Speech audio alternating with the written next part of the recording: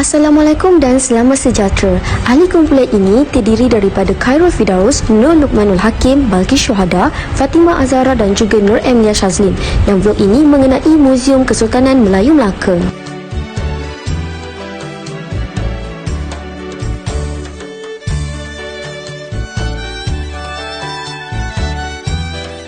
Muzium Istana Kesultanan Melayu Melaka dibina berdasarkan sejarah Melayu yang menggambarkan keunikan seni bina istana pada zaman Sultan Mansur Shah.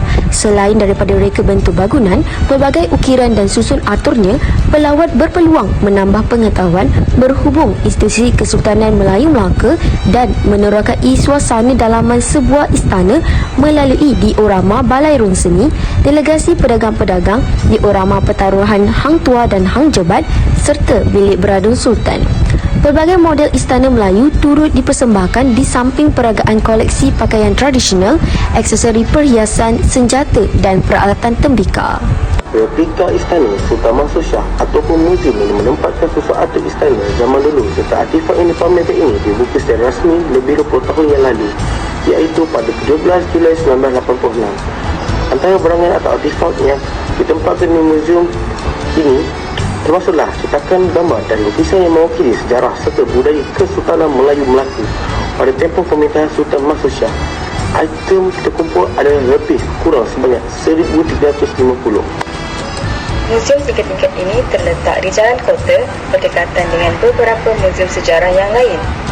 Bangunan ini mempunyai 8 bilik dan 3 galeri termasuk bilik pancaragam diraja, senjata, seni perhiasan, hadiah, dewan rekreasi, Balairung Seri dan juga Dewan Islam. Galeri yang terdapat di sini mempamerkan replika seni pertarungan dua pahlawan Melayu iaitu Hang Tuah dan Hang Jebat, pameran senjata Melayu, pakaian tradisional Melayu, barangan kemas dan juga barangan loyang.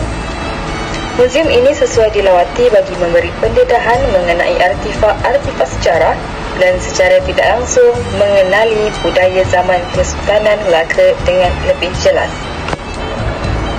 Pada tingkat pertama, terdapat ruang pameran termasuk di Balairung Seri yang menggambarkan zaman pemerintahan Kesultanan Melayu Melaka seperti menghadap sultan dan peraturan istana yang lain.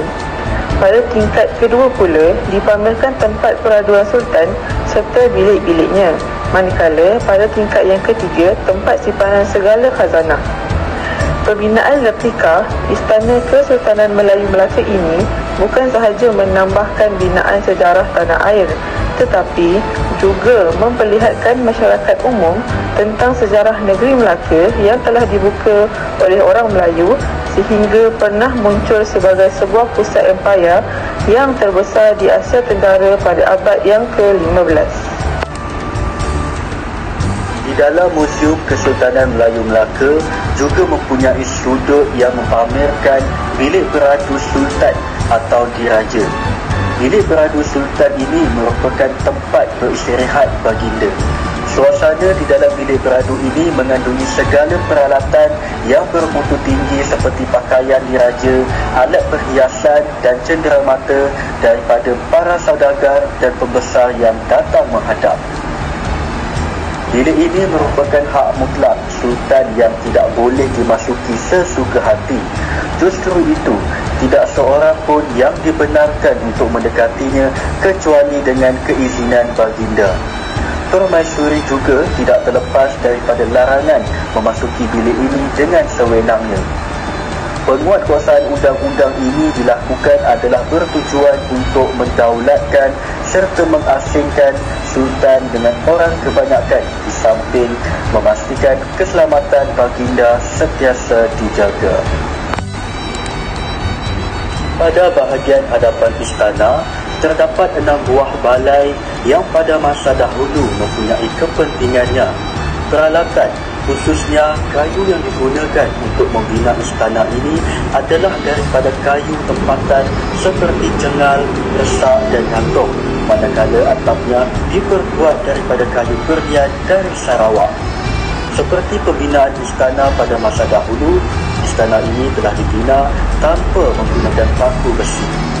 Istana ini juga mempunyai reka bentuknya yang menarik dan mempunyai pengaruh Minangkabau serta ukiran halus yang indah bermotifkan tumbuh-tumbuhan dan bunga-bungaan.